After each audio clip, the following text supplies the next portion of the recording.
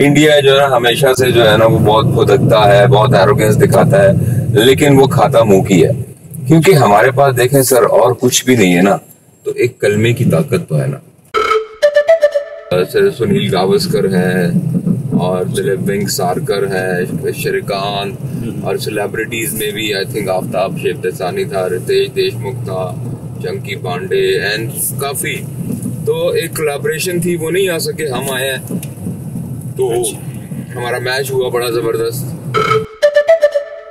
तो हमें कतर देखने का मौका मिला। सो बैक टू कतर, मैं ये कह रहा था कि मैं हैरान हो गया कि दुबई तो हम जाते ही रहते हैं, और जिस तरह उनकी डेवलपमेंट है कि नीचे सिर्फ एक सहरा है, और सहरा को उन्होंने क्या एक गुलिस्तान बना दिया है। कोई बलोची है, कोई पठान है, कोई सिंधी है, कोई शिया है, कोई वहाबी है, कोई सुन्नी है, लेकिन as it happened after that सिर्फ एक पाकिस्तान, सब पाकिस्तानी थे, क्या कोई फिरका नहीं था। उन्होंने कहा आपस के जितने इख्तलाफात है उसको साइड पे रख दो, अब जो है ना इंडिया को जो है ना वो हमने फेस करना है। पाकिस्तान जो है ना वो अल्लाह ताला का एक तोहफा है, और मतलब बुनियाद बड़ी अच्छी है, बस उसके बाद जो है ना वो कुछ हम बेकर गए। तो इंशाल्लाह उम्मीद है कि चलें, अल्लाह करे कभी तो अकल आए। और एक चीज मैंने जो है ना बहुत ज्यादा जो नोट की, और जो बड़ी खुशाइन बात है, और स्पेशली हम लोगों के लिए, हम पाकिस्तानियों के लिए, क्योंकि हमें कोई कुछ ना दे लेकिन अगर इज्जत दे तो वो बहुत बड़ी बात होती है। और इस चीज की कमी हम बहुत महसूस करते थे जब हम दुबई जाते थे या सऊदीया जाते थे, तो वहाँ के जो लोकल लोग हैं ना वो थोड़े से जरा रवैये उनके सख्त हैं, वो थोड़ा सा उनमें तकब्बुर भी है। लेकिन जो मैंने यहाँ देखा है कतर में आकर, जो कतर एयरपोर्ट पे जो हमें जिस तरह उन्होंने वेलकम किया, और जिस तरह हमें कुछ तो प्रॉब्लम्स आई, उन्होंने तो उनको इतना प्यार से हैंडल किया, हमें इतने प्यार से उन्होंने जो है ना वो बात की हमारे साथ। अगर सर हमारे मुल्क में ना उन लोगों को, चले जो वो बाहर आकर कमाते हैं और फिर मुल्क से दूर रहते हैं, माँ बाप से दूर रहते हैं, उसकी तो कोई कीमत नहीं है, उसका तो नेमल बदल ही कोई नहीं। लेकिन चले ये सब होते हुए भी अगर आपको उसका एक 10% अपने मुल्क में मिल जाए, सिक्योरिटी मिल जाए, आपको अपने राइट्स का हकूक मिल जाए, आपके जो बेसिक राइट्स हैं वो आपको मिल जाए, आपको एक अच्छा रोजगार मिल जाए, तो मेरा ख्याल है कि कोई भी अपना मुल्क छोड़ कर ना जाए। खुश हुआ मैं हर तरफ देख के, डेवलपमेंट देख के, हैरान भी हुआ, खुश भी हुआ, दुख इसलिए हुआ कि हमारे मुल्क में कुछ भी नहीं है। तो ये मैं कहूँगा कि मेरा ये जो कतर का ट्रिप था, it was out and out, full of fun, full of joy, and thank you so much doctor.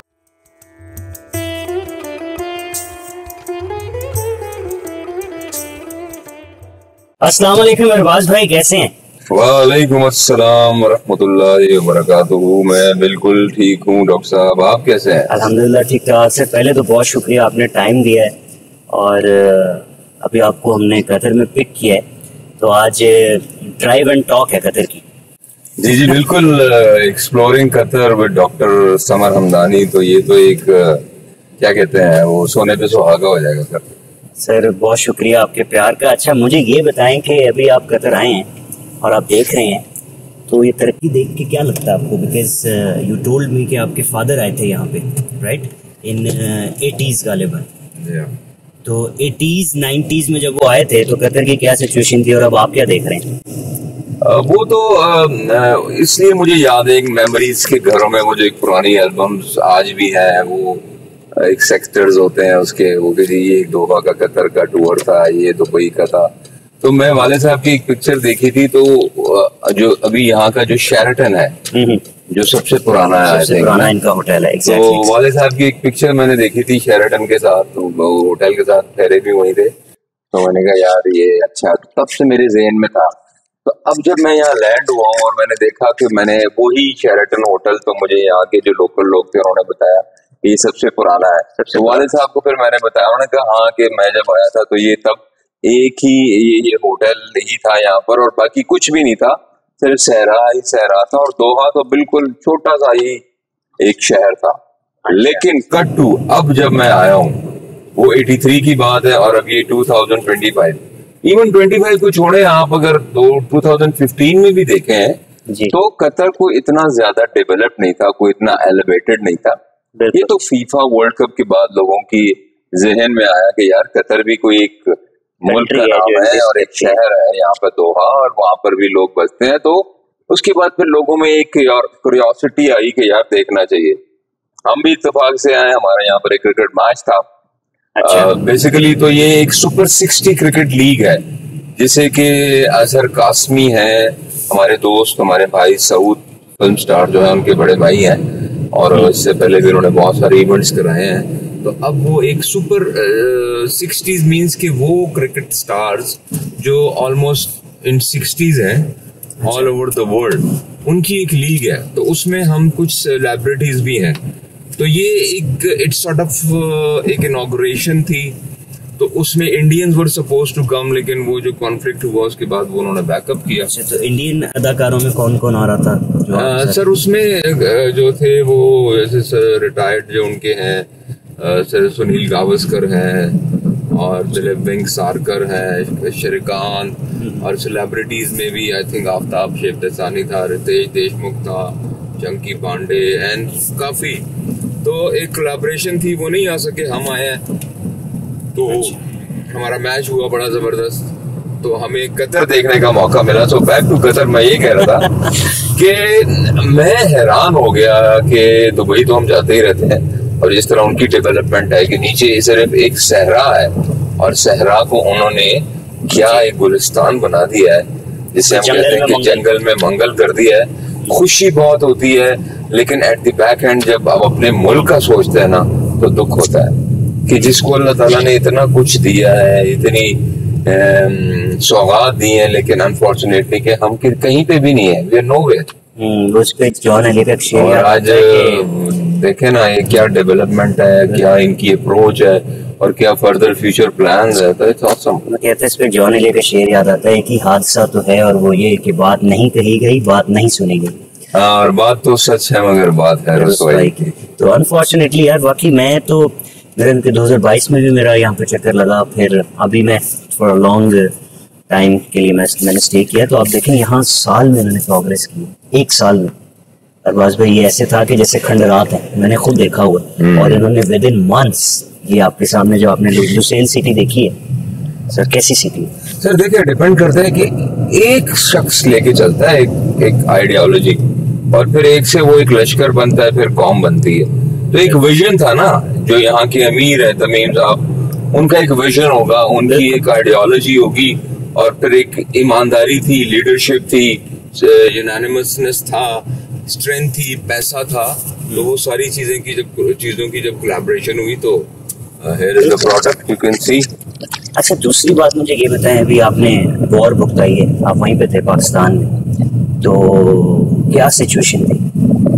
Sir situation तो ये थी कि हमें तो पता था, हमने तो मतलब 65-71 तो तब होश भी नहीं थी, 65 में तो मैं था नहीं। तो वो जो एक वाइब्स हमारे कानों में पड़ी, और फिर जो एक इंडिया पाकिस्तान का एक रिलेशनशिप रहा है शुरू से, और मुझे यही था कि जो 65 और 71 की वॉर थी वो भी ज्यादा 8-10 दिनों की थी। और इससे पहले जब वो एक स्ट्राइक इंडिया ने किया, और फिर वो अभिनंदन को हम लोगों ने पकड़ा और वो वापस कर दिया। तो मुझे पता था कि इट्स जस्ट लाइक एक फ्लूक सा होगा। इंडिया जो है हमेशा से जो है ना, वो बहुत भुदकता है, बहुत एरोगेंस दिखाता है, लेकिन वो खाता मुंह की है। क्योंकि हमारे पास देखें सर, और कुछ भी नहीं है ना, तो एक कलमे की ताकत तो है ना, एक ईमान का जज्बा है, एक कलमे की जो अपनी एक ताकत है ना सर, उसका तो वो लोग मुकाबला ही नहीं कर सकते। और ये हुआ, और फिर हम लोगों ने तो बड़ा सब्र और तहम्मुल का मुजाहिरा किया, लेकिन वो बहुत ज्यादा ही एरोगेंस दिखा रहा था, और फिर उन्होंने स्ट्राइक की। तो जवाब मिला तो वो बिल्कुल मुंह की उसने खाई है। तो बच्चे मेरे बहुत खौफजदा थे कि पापा ये क्या होगा। मैंने कहा बेटा कुछ भी नहीं होगा, अगर जो है वो तो है, मौत बरहक है। और लेकिन अभी आप छोटे हो, आपको पता नहीं इस चीज का। हम तो इस चीज के लिए रेडी हैं कि यार शहादत का जो रुतबा है ना, वो तो एक खुशकिस्मत लोगों को मिलता है। और तो मैं भी अपनी बंदूक साफ करके बैठ गया था। मैंने कहा चलो मैं भी एक आधा ड्रोन मारता हूँ। तो जज्बा इज ऑलवेज देयर, वो नो डाउट। अच्छा, आप ऐसे सिचुएशन में जो हमारी कौम है اس کا جو ایک ریئیکشن ہوتا ہے اس پہ کیا کہیں گے؟ یہ بہت انٹرسٹنگ ٹاپک ہے سر. دیکھیں وہ لائک پرائر ٹو دس کوئی بلوچی ہے, کوئی پٹھان ہے, کوئی سندھی ہے, کوئی شیعہ ہے, کوئی وہابی ہے, کوئی سنی ہے, لیکن as it happened after that صرف ایک سب پاکستانی تھے, کوئی فرقہ نہیں تھا. انہوں نے کہا آپس کے جتنے اختلافات ہیں اس کو سائڈ پہ رکھ دو, اب جو ہے نا انڈیا کو جو ہے نا وہ ہم نے فیس کرنا ہے. تو یہ ایک بڑی پازیٹیوٹی تھی اور بڑی اچھی بات تھی, اور میں انڈیا کا اس بات میں بڑا شکریہ ادا کرتا ہوں کہ آپ ہر 6 مہینے بعد ایسا کوئی ایسی کوئی چوک کیا کریں تو ہم لوگ زیادہ اکٹھے ہو جایا کریں گے. اور ارباز بھائی یہاں آپ کی بڑی پیاری بات ہے, یہاں آپ اگر کسی انڈین کو ملتے ہیں اسپیشلی ساؤتھ انڈیا جو کیرلا کا, آپ اسے پوچھتے ہیں ویئر آر یو فرام, پتہ ہے وہ کیا کہتا ہے؟ کیرلا. انڈیا نہیں کہتا. پاکستانی آپ بلوچی سے پوچھیں, آپ پٹھان سے پوچھیں, پنجابی سے پوچھیں ویئر آر یو فرام, وہ کہتا ہے پاکستانی. تو الحمدللہ جیسا بھی ہے ہمارا ایک وہ شاید کلمے کی ایمان کی ایک طاقت ہے جس نے ہمیں جوڑ کے رکھا ہوا ہے. اس کا وہ طاقت نہیں لا سکتے وہ لوگ. اور یہ آپ نے جو بات کی نا کہ کوئی بلوچی کوئی سندھی پنجابی نہیں ہے, وہ جب بھی آپ پوچھیں گے یہاں پر آپ کہاں سے ہیں, یار پاکستان سے ہوں. تو پاکستان جو ہے نا وہ اللہ تعالیٰ کا ایک تحفہ ہے, اور مطلب بنیاد بڑی اچھی ہے, بس اس کے بعد جو ہے نا وہ کچھ ہم بکھر گئے. تو انشاءاللہ امید ہے کہ چلیں اللہ کرے کبھی تو عقل آئے. تو اب ارباز بھائی مین ٹاپک جو میں نے آپ سے سوچا تھا میں آپ کو ڈسکس کروں گا آپ سے, وہ یہ ہے کہ یار ہمارا آرٹ اینڈ کلچر اتنا زوال میں کیوں چلا گیا یار؟ سر صرف آرٹ اور کلچر نہیں ہے, ہر چیز ہی زوال پذیر ہے, ہر ڈپارٹمنٹ زوال پذیر ہے. کبھی سپورٹس میں ہمارا اسکواش میں جو نام ہوتا تھا سر, جہانگیر خان جان شیر خان جب کورٹ میں اترتے تھے اسکواش کورٹ میں, تو ان کی جیت کی خبر کی کوئی ویلیو ہی نہیں ہوتی تھی. یار انہوں نے جیت ہی جانا ہے بھائی. ہاں ان کی ہار کی خبر ایک دفعہ میں نے سنی کہ یار جہانگیر خان ہار گیا, جہانگیر خان ہار گیا, مطلب یہ ایک ہار کی ہوتی. ہاں مطلب یہ کیلیبر تھا. ہاکی میں جو جناب جو ہماری ٹیم تھی, اور پھر حسن سردار اور جناب وہ اختر رسول اور صلاح الدین اور قاضی محب اور ہم نے شہباز جونیئر, ہم نے ان لوگوں کو دیکھا ہوا ہے کہ ان کی باقاعدہ ویڈیوز بنا کر جو تھے نا گورے, وہ اپنی ٹیمز کو دکھا کر ٹرین کیا کرتے تھے. کرکٹ میں جناب جو لوگوں کے جو مائل سٹونز ہیں, جو عمران خان تھے, میاں داد تھے, اور جناب ظہیر عباس اور آصف اقبال, اور کیا مطلب ہمارا ایک اورا تھا, ایک ٹیکا تھا سر ہر چیز میں. مطلب یہ جو یو اے ای ہے جب اس کی ایمریٹس ایئر لائن ہوئی تو سب سے پہلے پاکستان نے ان کو اپنا جہاز دیا اور جہاز بھی دیا اور اپنے پائلٹس دیے. اور آپ دیکھیں اسلامی تاریخ کی جو ترقی اسلامی اس وقت ہر چیز میں وہ کیا مثال رکھتی ہے, لیکن انفارچونیٹلی ہم لوگ یہاں سے یوں لینڈ کر گئے اور لوگ یہاں سے نہیں اوپر تک ٹیک آف کر گئے. اس کی وجہ کیا تھی؟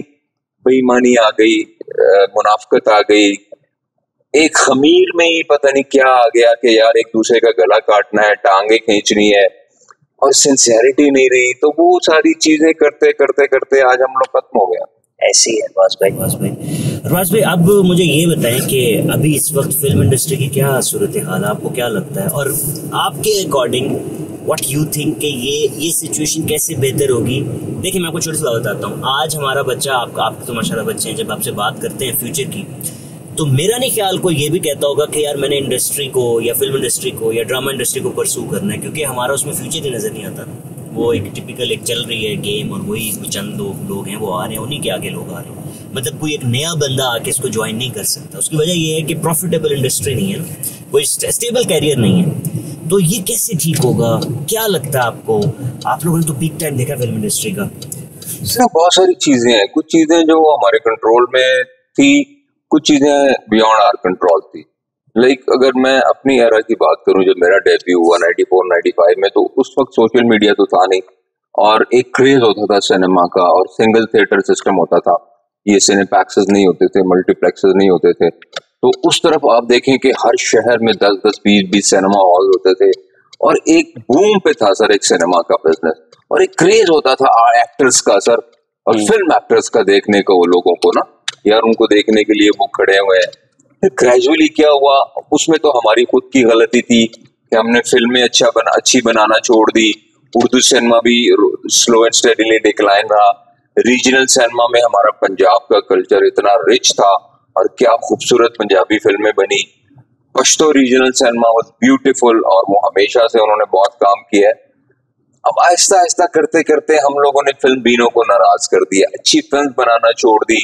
वहां पर भी जो है ना नॉन टेक्निकल लोग आ गए, प्रोड्यूसर्स खत्म हो गए, फाइनेंसर्स आ गए। फाइनेंसर्स कौन थे जिन्होंने गलत जराए से पैसा कमाया, या कोई बदमाश था और नहीं मैं आया हूँ तो और जी मेरे नाम पे फिल्म बनाया। अब एक बदमाश की लाइफ को क्या ग्लोरीफाई करेंगे, लेकिन वो सब झूठ था।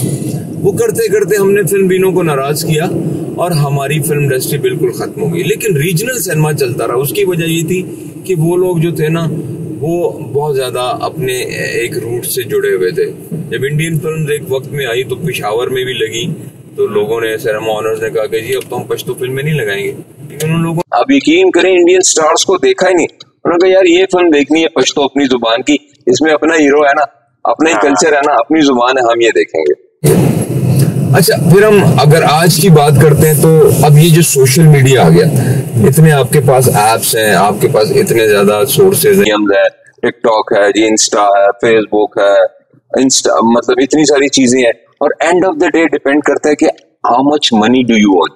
क्राइटेरिया पैसे का आ गया है। तो अब हर बंदा खुद हीरो है। वो एक अपनी एब्सर्ड सी वीडियो अपलोड करता है, वो वायरल हो जाती है, उसके बिलियन ट्रिलियन व्यूज आते हैं, वो इतना पैसा बनाता है।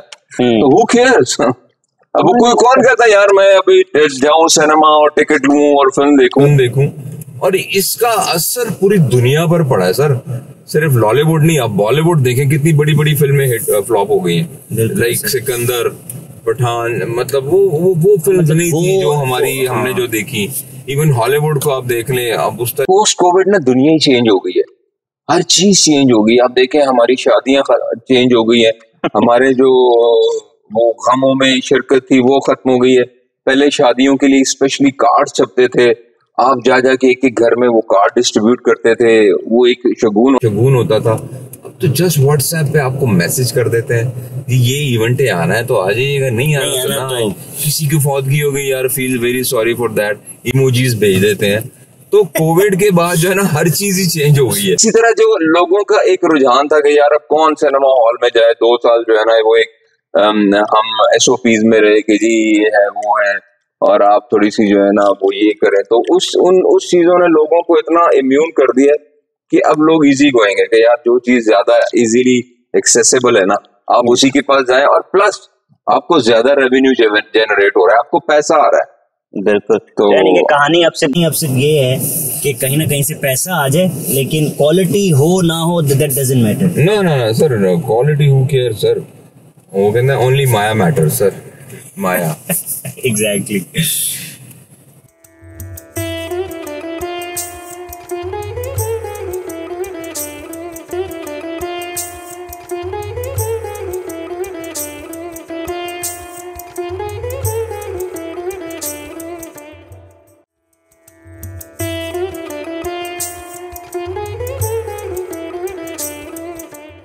तो अरबाज में ये पेट्रोल जो है वो यहाँ पे नहीं है, लोगों की मिसकॉन्सेप्शन है, बड़ी कम पैमाने पे पेट्रोल मिलता है, बेसिक यहाँ पे है गैस।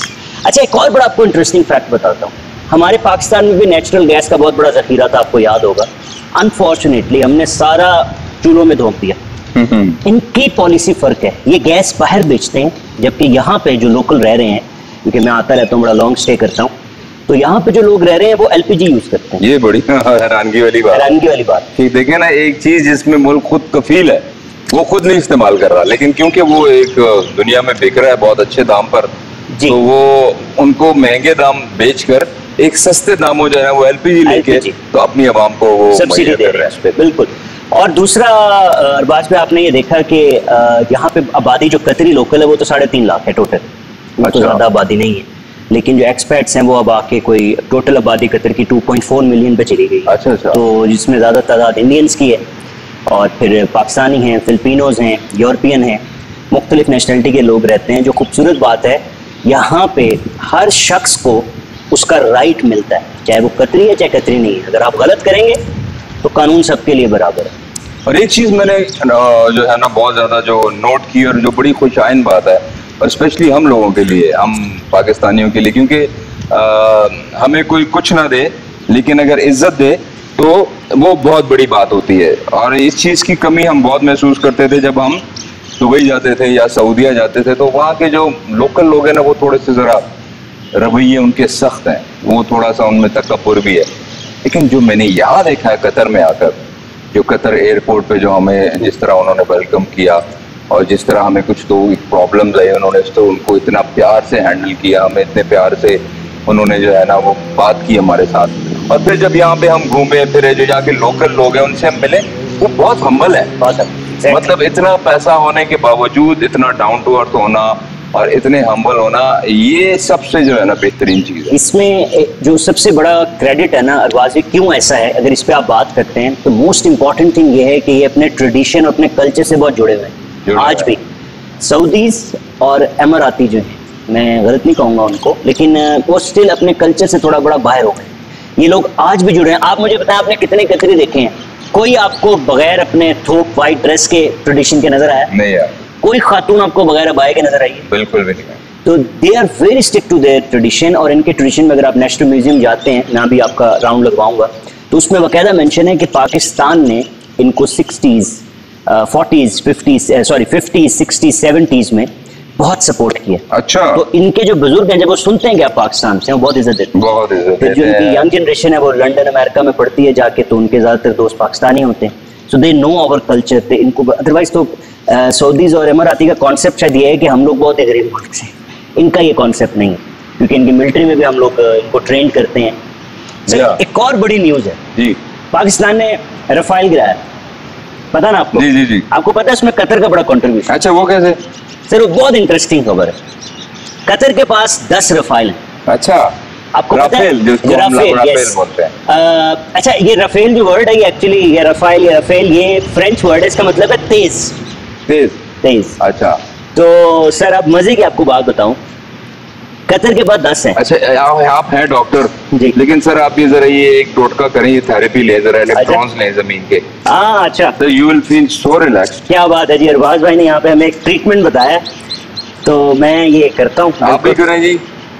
زمین اور گھاس کے ساتھ جو ہے نا آپ کا, ایک زمین تو ماں ہے, دھرتی ماں ہے, اسی میں جانا ہے ہم نے. تو کبھی ننگے پاؤں جو ہے نا ایک عادت ڈال لیں, دن میں 10-15 منٹ زمین پر یا گھاس پر چلا کریں, دیکھیں آپ کی صحت میں کتنی تبدیلی آتی ہے, مثبت تبدیلی. کیا بات ہے. تو کیسا فیل کر رہے ہیں سر؟ مجھے بہت اچھا لگا واللہ, میں بڑا اچھا, نہیں واللہ کی مجھے عادت ہو گئی یہاں پہ, واللہ بڑا اچھا لگ رہا ہے جی. تو جو رفائل یا رفیل طیارہ ہے ان کا, اس کو جو انسٹرکٹ کر رہے ہیں یہاں قطر میں, جو 10 طیارے ہیں, ان کے جو ٹیچر ہیں میرے, کیونکہ کچھ میں جانتا ہوں میرے قطری دوست ہیں یا مریض ہیں, وہ جو ہیں وہ قطری ہیں اور وہ پائلٹ ہیں رفیل طیارے کے, ان کے ٹیچرز پاکستانی ہیں. اچھا. سو پاکستانی کو رفائل یا رفیل طیارے کا انڈین سے زیادہ علم ہے, کیونکہ وہ پڑھا رہا ہے اس کو. واہ, بالکل. تو ان کا یہ بڑا کریڈٹ ہے. اور دوسری ایک جو اہم بات ہے ڈاکٹر صاحب, اس میں ذرا مجھے آپ بتائیں, میرے نالج میں اضافہ کریں, کہ یہ جو فیفا ورلڈ کپ ہوا یہاں پر, اس کو یہاں پر ہوسٹ کرنے کا کیا ایک بیک ڈراپ تھا, کیا بیک آف دا مائنڈ کیا تھا, انسینٹیوز کیا تھے, اور ایک کیا پلاننگ تھی؟ سر میرا خیال تھے یہاں پر تھا. بالکل, میں کافی عرصہ یہاں پہ میں اس ٹائم میں رہا ہوں, پھر میں دوبارہ واپس آیا ہوں. سر فیفا ایکچولی کہانی یہ ہے کہ جو فیفا ورلڈ کپ ان کا ڈریم تھا, کیونکہ عرب کنٹری میں فٹ بال کو بہت پسند کیا جاتا ہے, بہت زیادہ. اب فیفا ضروری کیوں ہو گیا تھا کہ because with the passage of time قطر کی پرومیننس کم ہو گئی تھی, اور اسپیسیفکلی 2018 کے بعد جب قطر سعودی وار ہوئی, تو یہ ایک ڈر پیدا ہو گیا کہ شاید قطر جو ہے وہ مڈل ایسٹ سے بڑا الگ اکیلا رہ جائے گا. اس کی وجہ یہ تھی کہ بلاکیڈ ہو گئے تھے, بارڈرز بند کر دیے, ان کو ایران اور ترکی نے بہت سپورٹ کیا, اور یہ اس کا بڑا احسان مند آج بھی کرتے ہیں اور بڑا احسان مناتے ہیں. بہت یہاں ایرانی ایسی فیملیز ہیں جو قطری پاسپورٹ پہ رہتی ہیں. اچھا. تو انہوں نے فیفا کی اپرچونٹی اس لیے کی کہ to show the world that what is actually قطر. اور میں سر گواہ ہوں, میں آپ کو یہ نہیں کہ میں نے یہاں میں آتا ہوں, کام کرتا ہوں یا رہتا ہوں تو میں کہہ رہا ہوں, میں آپ کو ڈنکے کی چوٹ پہ کہہ سکتا ہوں جو فیفا یہاں قطر میں ہوا ہے وہ ہسٹری میں نہیں ہوگا. اچھا. اس کی 2 وجوہات ہیں, اور بڑی لاجیکل وجوہات ہیں, یہ نہیں کہ پاکستانیوں کی طرح میں بس ایویں سنائی پھینک رہا ہوں, آپ کو پریکٹیکل پہ بتاتا ہوں. نمبر 1, بہت چھوٹی کنٹری تھی یہ, تو جتنی ٹیمیں آتی تھی نا جتنی ٹیمیں آتی تھیں وہ اس اسمال سمجھ لیں ساری دنیا لاہور میں اکٹھی ہو جائے گا. واہ, تو وہ کیا سما ہوگا, کیا سما ہوگا. ارجنٹینا زمانے میں لاہور میں ہوتا تھا جب بسنت منایا گیا, بسنت مناتے تھے. اب یہاں سے ارجنٹینا کی ٹیم آ رہی ہے, وہاں سے برازیل کی آ رہی ہے, وہ آپس میں اب ہوٹنگ چل رہی ہے, شوگل چل رہا ہے, ڈرم چل رہے ہیں, میکسیکن ہے, یہ مطلب آپ کو ہر جگہ پہ صرف دنیا نظر آتی تھی, جھنڈے الگ نظر آتے تھے. تو one world was like together in one place. تو یہ سب سے وہ قطر میں بالکل. اب دیکھیں اگلا ورلڈ کپ ہے امریکہ, کینیڈا اور میکسیکو. کیسے ہوگا؟ ایک اس شہر میں ہو رہا ہے, ایک اس شہر میں ہو رہا ہے. آپ کہاں ملیں گے؟ صرف وہی لوگ ملیں گے جو ٹیموں کے میچز ہو رہے ہیں. یہاں تو چھوٹا سا قطر ہے, تو میٹرو اسٹیشن تو میلہ ہوتا تھا, میں نے ویڈیوز بھی لگائی ہیں, میلہ ہوتا تھا میٹرو کے اندر, تو سر ہنگامہ ہو رہا ہوتا تھا. ارے واہ. دوسری ریزن یہ ہے سر, 3.5 سے 4 لاکھ کا کراؤڈ ہوتا تھا. فون موبائل کے لیے چارجنگ پہ رکھ کے لوگ چلے جاتے تھے. کسی کا موبائل چوری نہیں ہوا. ایک موبائل چوری کی رپورٹ, ایک موبائل کی, ایک ریوٹ کی انسیڈنٹ, یعنی کہ جو ہوتا ہے نا موب ہو گیا, فائٹ ہو گئی, کیس ہو گیا, کرائم ہو گیا. تو مجھے بتائیں آنے والی ہسٹری میں ایسا ہوگا؟ کیا بات ہے.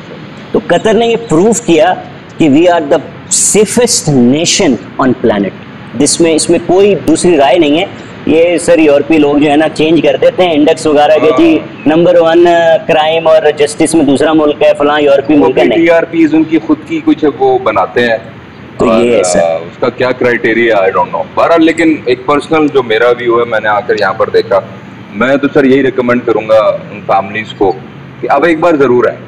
اور مجھے لگتا ہے کہ یہ بیسک ایک فیملی اورینٹڈ جگہ ہے. بالکل بالکل سر. میں آپ کو ایک بات بتاؤں, سستا بہت ہے سر. ہاں بالکل ایکسپینسو نہیں ہے, مطلب اگر آپ آتے ہیں نسبتاً. اور سر آپ مجھے بتائیں آپ کا کیسا ایکسپیرینس رہا ہے کہ انٹری کا, ویزے کا, سب کچھ؟ آن ارائیول تھا, اور خیر اسپانسر تو تھا ہی, لیکن کوئی ایشو نہیں ہوا, اور زبردست. آپ کی ہوٹل بکنگ ہونی چاہیے, بس بکنگ ہونی چاہیے, تو آپ اس پہ ویزا لے لیتے ہیں. سر آپ نے بڑا ٹائم دیا, اور بعد میں ایک تو بہت شکریہ ٹائم کا آپ کے. تو مجھے 2 سوال آپ سے کرنے ہیں. جی. ایک تو یہ کہ مجھے نا آئے دن لوگ پوچھتے ہیں کہ یار پاکستان سے باہر نکلنا ہے, تو کچھ بتا دیں. اس کا مطلب یہ ہے کہ بہت نا امید ہے قوم ہماری, بہت بہت نا امید ہے. اور آپ ایک ایسی انڈسٹری سے تعلق رکھتے ہیں جس کا آپ نے زوال, عروج بھی بہت دیکھا ہے, زوال بھی بہت دیکھا ہے, اور پھر سروائیو بھی کیا اس میں. تو کیا آپ کہنا چاہیں گے پاکستان کی پریزنٹ کنڈیشن کے اوپر اور نوجوانوں کو؟ سر دیکھیں, کسی نے کیا خوب کہا کہ ماں باپ اگر ضعیف ہو جائیں, رنزور ہو جائیں, بیمار ہو جائیں, تو ان کو چھوڑا نہیں جاتا. وہ وقت ہوتا ہے کہ جب آپ ان کی اور نزدیک ہو جائیں, ان کو آپ کی مزید ضرورت پڑتی ہے. میں نے دیکھا ہے کہ بہت سارے جوان, بہت سارے ایسے ٹیکنیشین, بہت سارے ٹیلنٹڈ لوگ, جو ایک کریم ہوتی ہے کسی بھی ڈپارٹمنٹ کی, ان کا ایم یہی ہوتا ہے کہ یار بیس وہاں بناؤ اپنے ملک میں, اور پھر چلے جاؤ دوسرے ملکوں میں, کیونکہ اینڈ آف دا ڈے یہی ہوتا ہے کہ کمانا ہے, فیملی کو بھی سپورٹ کرنا. اور یہ بات صحیح بھی ہے کسی حد تک. اگر سر ہمارے ملک میں نا ان لوگوں کو چلے جو وہ باہر آ کر کماتے ہیں اور پھر ملک سے دور رہتے ہیں, ماں باپ سے دور رہتے ہیں, اس کی تو کوئی قیمت نہیں ہے, اس کا تو نعم البدل ہی کوئی نہیں.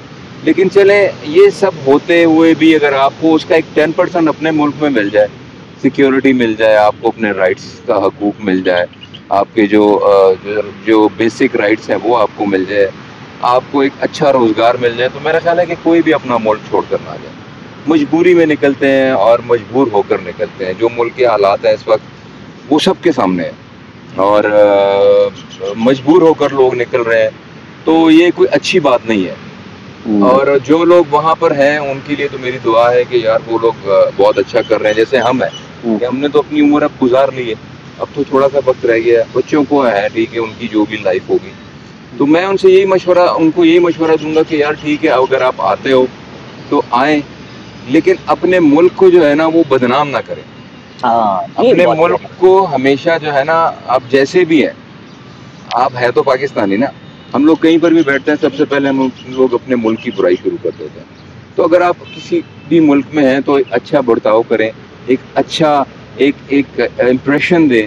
جیسے آپ والی بات کہ یہاں پر ابھی تو پاکستانیوں کو بہت اچھا وہ سلوک کرتے ہیں, لیکن کل کو ہماری اپنی خود کی جو ہے نا وہ ایک ریپوٹیشن اتنی عجیب سی کر دیتے ہیں ہم لوگ, پھر وہ ہم سے خائف ہو جاتے ہیں. جیسے دوسرے ممالک میں گرین پاسپورٹ دیکھتے ہیں, ہرا پاسپورٹ کسی بھی ایئرپورٹ پر دیکھتے ہیں, ان کے رویے چینج ہو جاتے ہیں. بالکل ایسا ہے, اس میں کوئی تو میرا خیال ہے کہ یہ اگر اپنے ملک میں ان کو اگر اس طرح کے روزگار کے مواقع دیے جائیں تو وہ نہ نکلیں, اور جو نکلتے ہیں تو پھر ٹھیک ہے, وہ ذرا تھوڑا سا اپنے میں ملک قسم سے میں آپ کو بتاؤں, میرا ایک بڑا خواب تھا کہ یار میں کوئی ایسا انسٹیٹیوٹ بنا دوں پاکستان میں کہ جو اسپیشلی لوگ باہر جا رہے ہیں, اور ہمارا جو وہ طبقہ جو بیچارہ لیبر طبقہ ہے یا ہمارا دوسرا طبقہ جو ایسی جابس پہ ہے جو بہت زیادہ بہت ہائی پیڈ نہیں ہے, میں رسپیکٹیبل والا لفظ نہیں کہوں گا کیونکہ رسپیکٹیبل ہر کام رسپیکٹیبل ہے, چاہے وہ آپ سیوریج ہی کیوں نہیں صاف کر رہے, لیکن وہ طبقہ جو ہائی پیڈ نہیں ہے اس کو ایٹ لیسٹ تربیت دے کے بھیجا جائے, کیونکہ بہت مسئلہ ہوتا ہے. آپ بہت پیاری آپ کی بات ہے کہ جب آپ آ گئے ہیں تو خدا را اپنے ملک کو پھر گندہ نہ کریں. اور یہ یہاں بہت میں نے دیکھا ہے کہ لوگ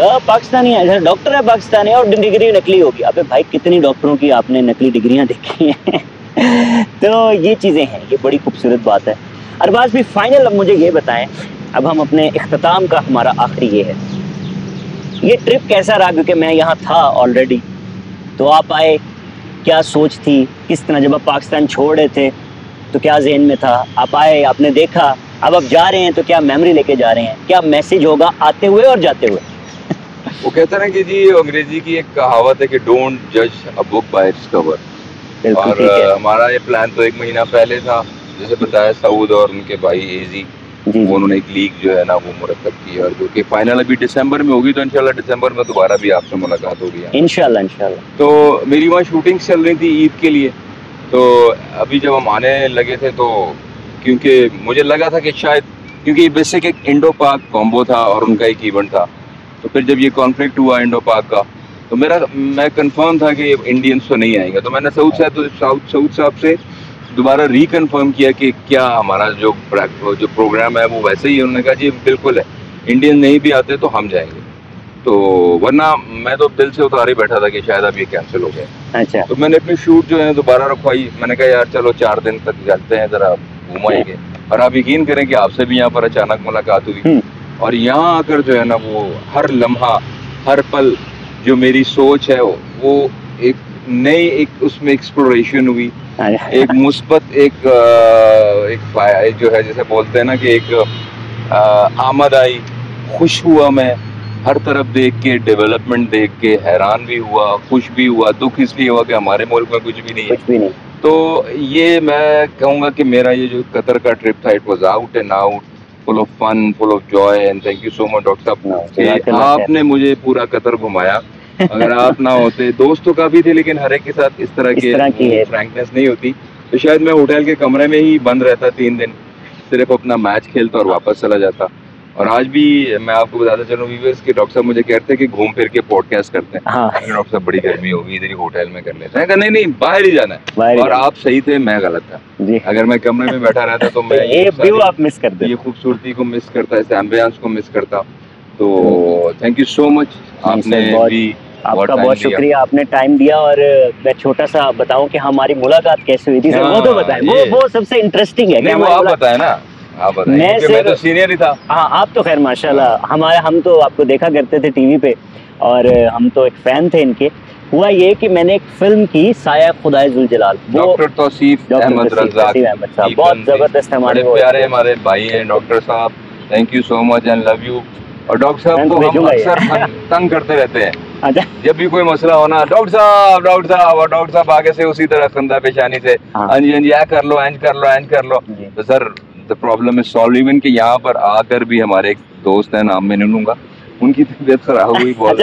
آپ نے نہیں فون کیا؟ میں سب سے پہلے کیونکہ ٹائم ڈفرنس بھی ہے, رات کا ٹائم تھا, میں ڈاکٹر صاحب کو فوراً میسج کیا, میں کہا ڈاکٹر صاحب بندے میں یہ پرابلم ہے. اچھا اینج کرو, ٹھیک ہو گیا. ان کی وہ فلم تھی, اور وہ بندے بڑے ہمارے قریب ہیں, اور انہوں نے شوگر لگا کے رکھا سارے ٹرپ میں. ہاں جی اس طرح کا شوگر, وہ ہر جگہ یہ شوگر لگاتے ہیں. اچھا تو خیر, تو ہم اس فلم کے سیٹ پہ مجھے انہوں نے میڈیکل کالج سے, ڈاکٹر صاحب نے مجھے میڈیکل کالج میں تھیٹر وغیرہ کرتا تھا, وہاں مجھے انہوں نے دیکھا, تو انہوں نے کہا کہ یار تمہیں فلم میں تیرے لیے کریکٹر آ جا. تو میں چلا گیا کرنے. تو ہماری شوٹنگ ختم ہوئی تو ہمیں پتہ لگا کہ جو نیکسٹ ہے وہ شوٹنگ وہ شبیر شہید کی ہے, میجر شبیر جو آپ پلے کر. ہمیں نہیں پتا تھا اس وقت, تو ہمیں انہوں نے کہا کہ جی میجر شبیر شہید آ رہے ہیں. تو وہ کیسے آ رہے ہیں؟ انہوں نے کہا جی وہ کیریکٹر ایک کر رہے ہیں. ہمیں نہیں بتایا کہ آپ آ رہے ہیں. دین وی سو کہ آپ ایک وہ ہمارا وہاں پہ وہ کون سی جگہ تھی برکی روڈ پہ محفوظ گیریزن ایگزیکٹلی وہاں پہ جناب آپ آئے ایک ہیرو کی طرح آپ کی ٹیم کے ساتھ میک اپ کر رہے تھے اینڈ دین فرسٹ ہم وہاں ہماری ملاقات ہوئی اور جو ان کا ہمارے ساتھ ایٹیٹیوڈ تھا ارباز بھائی کا جیسے اب تو ہم جانتے ہیں دوسرے کو بڑے عرصے سے وہ ایک الگ بات ہے لیکن تب بھی ہمیں ایسے ہی ملے تھے کہ جیسے ہم بہت عرصے سے جانتے ہیں مجھے وہ آپ کا بہاولپور والا ملازم بھی یاد بڑا شوگر لگایا بڑا اچھا ہمارا ٹائم گزرا دین آپ کو پتا ہم نے ایک اور ڈرامہ کیا اکٹھے آپ کو نہیں پتا اس میں تھا اور میں اس میں ولن تھا آپ کو پتہ ہی نہیں اس میں یہ کون سا تھا سر یہ یامین ملک صاحب کا ڈرامہ تھا جس میں آپ بڑے بھائی بنے تھے چھوٹا بھائی آپ کا حارف تھا حارف فاروق میں اس میں ولن تو نہیں تھا بٹ وہ ایک میرا جو خاتون تھی میں بھول گیا اس کا نام لڑکی کا وہ اسٹیج ایکٹریس تھی وہ جو حارف کو چھوڑ کے جاتی ہے نا وہ میرے پاس آتی ہے تو وہ ڈرامہ بھی ہم نے اکٹھے کیا ہوا اچھا لیکن اس میں ہم نے ہمارا اسکرین شیئر نہیں کیا وہ ڈرامہ میرا حارف کے ساتھ زیادہ سین تھے اور پھر میں اس کو لے جاتا اور وہ آپ کو یاد ہوگا میں خود بھول گیا ہوں بڑا 2018 کی بات ہے P T V رنجشیں exactly like this کچھ نام تھا اس کا کر کے یامین ملک صاحب کا تھا اور ڈائریکٹر سہیل صاحب تھے سہیل خان صاحب بالکل وہ بھی ہم نے کیا اس کی شوٹنگ وہاں بھی ہوا کرتی تھی بیریا ٹاؤن میں بھی ہوا کرتی اور فلیٹیز میں تو وہ ہم نے سر اکٹھے وہ بھی کیا اور بعد میں کو اس کا نہیں پتا تو ایک ہم نے سر ایڈ سیریز بھی اکٹھے کی ہوئی ہے اچھا وہ کون سی سر وہ ہے اینگرو کی اچھا ہاں اس کے سیکوینس تھے وہ جو ایک سیکوینس میرا تھا ایک آپ کا تھا اچھا تو مجھے پتا لگتا رہتا تھا پھر آپ نے کامن کیا نینی بھائی کے ساتھ کام تو نینی بھائی ہمارے کامن دوست این سی اے سے ہیں تو بس وہ ارباز سے اس طرح رابطہ رہا ہمیشہ پھر آپ نے رمضان ٹرانسمیشن کی تو اس میں یاد ہے اکثر ہم ڈسکس کرتے تھے آئیڈیاز بالکل میں ڈاکٹر صاحب سے ٹپس لیتا تھا کہ ڈاکٹر صاحب کچھ ذرا بتائیں سینیریو کچھ تمہید باندھنے کے لیے پھر ڈاکٹر صاحب مجھے بڑے نا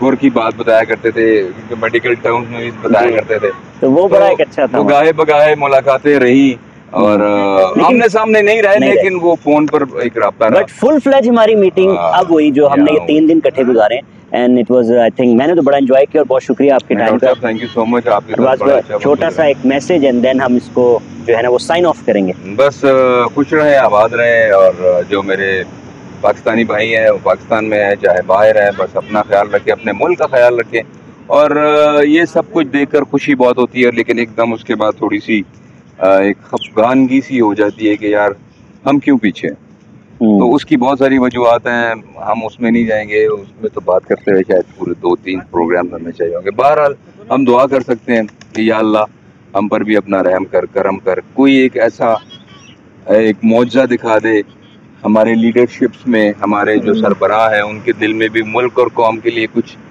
درد اٹھے اور وہ ایسا کچھ سوچیں کہ یار اس پاکستان کو اس قابل بنا دیں کہ آنے والی جو نسلیں ہیں ہماری بھی اور جو دوسرے لوگ کہ وہ واقعی وہ سمجھے کہ یار وہاں جا کے رہیں وہ ایک امن کا گہوارہ ہو وہاں پر بھی جو ہے نا آپ کی لائف سیکیور ہو آپ کا پیسہ سیکیور ہو اور لوگ باہر سے آ کر جو ہے نا وہ وہاں پر رہیں اور ہمارے لیے یہ فخر کی بات ہوگی تو اللہ تعالیٰ جو ہے وہ قادر المطلق ہے ہر چیز پر قادر ہے اللہ کی ذات کر سکتی ہے اور ہم صرف دعا کر سکتے ہیں تو اپنا بہت سارا خیال رکھیے گا ڈاکٹر صاحب thank you so much once again